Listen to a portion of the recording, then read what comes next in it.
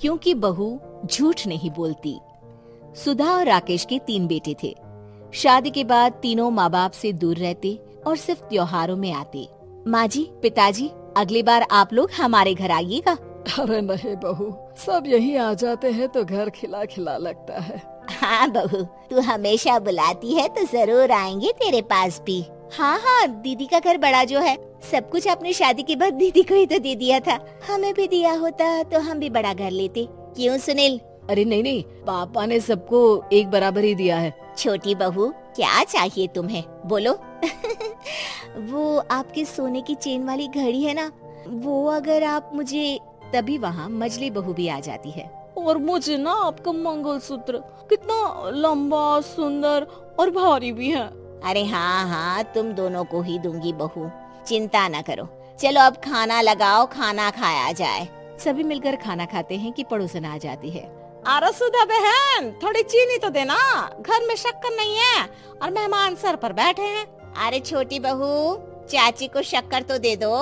अरे मजली दीदी, आप दे दीजिए ना, मैं यहाँ कम आती हूँ तो मुझे पता ही नहीं है कि सासू माँ सारी चीजें कहाँ रखती है। और तुम, मैं कौन सा यहाँ रोज शक्कर फाँकने के लिए आती हूँ, मुझे भी नहीं है पता। तभी बड़ी बहू हाथ में चीनी की कटोरी लेकर आती है। चाची, शक्कर आप लोगों का बड़ा सहारा है माँ जी और पिताजी को, वरना हम लोग तो यहाँ रहते ही नहीं। आप जैसे पड़ोसी हैं तो हम निश्चिंत हैं। और जीती रहे बहू, आप तो ये घर पड़ोस कम परिवार ज्यादा लगता है। सुधा अपनी बड़ी बहू को देखकर बहुत खुश रहा करती थी। वो उससे अक्सर घंटों बात भी किया करती, लेकिन दोनों दूसरी बहुओं का भी वो समझती थी कि शायद छोटी है, वक्त आने पर संभल जाएंगी। समय आ जाता है जब सभी को वापस जाना होता है। माँ जी, हम लोगों की फ्लाइट पहले है, हमें इजाजत दे। वो सास के गले लगकर चली जाती है। थोड़ी देर बाद छोटी बहू कहती है, माँ जी, मैं ना ये सोफे के कवर और चादरें ले जा रही हूँ, यहाँ तो ऐसी ही पड़ी रहेंगी। हाँ हाँ बहू, ले जा, और कुछ चाहिए तो बोल। और तो चाहिए बहुत कुछ, पर चलिए कोई बात नहीं, अगली बार ले जाऊंगी मैं। ऐसे ही मंजली बहू भी घर का बहुत सारा सामान ले जाती है। सभी के जाने के बाद सुधा राकेश से कहती है, घर कितना सूना लग रहा है ना। हाँ, और खाली भी। तुम्हारी दोनों बहुएं सब बटोर गई। अरे ठीक है ना, हम दोनों ही तो हैं, कितना सामान लगेगा, फिर उन लोगों की नई गृहस्थी, इतना मत सोचा करे। समय बीतता है। ऐसे ही हर साल त्योहारों में सुधा और राकेश के बच्चों की बहू आते और जाते वक्त ढेर सारा सामान पैक कर कर ले जाती। लेकिन कुछ ही सालों में सुधा का देहांत हो जाता है। पिताजी, आप यहाँ अकेले क्या करेंगे, हम लोगों के साथ चलिए। अरे नहीं नहीं बहू, इस घर में सुधा की यादें हैं, मैं उसे नहीं छोड़ सकता हूँ। अब तुम लोगों की माँ नहीं रही।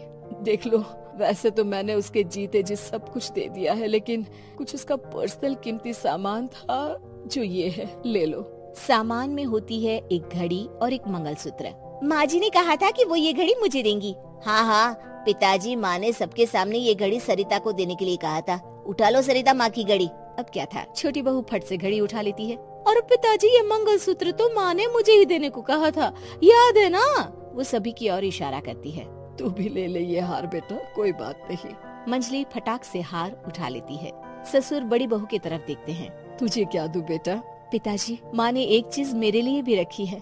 सभी के कान खड़े हो जाते हैं कि आखिर सास ने क्या रखा होगा बड़ी के लिए। अरे माँ जी तो दीदी से प्यार भी ज्यादा ही करती थी, हमेशा उनसे बात किया करती।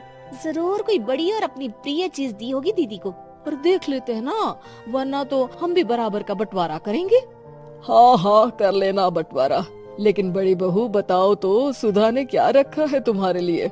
अभी तो हम लोग यही हैं पापा जी, जब जाने लगेंगे तो बता दूंगी। बड़ी बहू के मुंह से ये बात सुनकर बाकी दो बहुएं सोचने लगती हैं कि आखिर क्या है जो दीदी को सासू माँ देकर गई हैं। दीदी, ऐसा तो नहीं ना कि पूरे घर का आधा हिस्सा माँ बड़ी भाभी को देकर गई हो? तभी वहाँ ससुर आ जाते हैं। नहीं नहीं, ऐसा कुछ नहीं है। मकान तो तुम तीनों का बराबर से है। देखो, बड़ी बहू से तुम्हारी सास ज्यादा जुड़ी थी, न जाने क्यों घंटों बात किया करती थी। पता नहीं क्या देकर गई है उसे। और ससुर जी, आपको क्या पता, चालाकी से पूरे घर के पेपर में साइन करवा लिए हो, या फिर कोई छुपा गहना। आखिर मकान पूरा तो आपने सासू माँ के नाम ही कर रखा था ना। अब घर में ये सस्पेंस बन जाता है कि आखिर बड़ी बहू क्या लेकर जाएगी। फिर वो दिन भी आ जाता है जब बड़ी बहू के जाने का समय हो जाता है। बेटा, परसों तुम चली जाओगी, बताया नहीं, माँ ने तुम्हें क्या दिया? घड़ी और हार जो बेशकीमती था और तुम्हारी सास को सबसे ज्यादा प्रिय था, उसका तो बंटवारा भी हो चुका है। अब तुम्हारी बारी। हाँ पिताजी, आज मैं ये बात बताने ही वाली थी। माँ ने मुझे उससे भी बेशकीमती चीज दी है और वो है आप। आपसे अधिक प्रिय उन्हें कुछ नहीं था। माँ चाहती थी कि आप मेरे साथ रहें। चलिए पिताजी। बेटा, मेरे पास तो कोई पेंशन भी नहीं है और ना ही कोई प्रॉपर्टी। लेकिन आपके पास संस्कार है पिताजी, जो मेरे बच्चे आपसे लेंगे, तो आपको ले जाने पर स्वार्थ ही है मेरा। चलिए ना पापा। सभी के सामने पिताजी बड़ी बहू और बेटे के साथ उनके घर चले जाते हैं।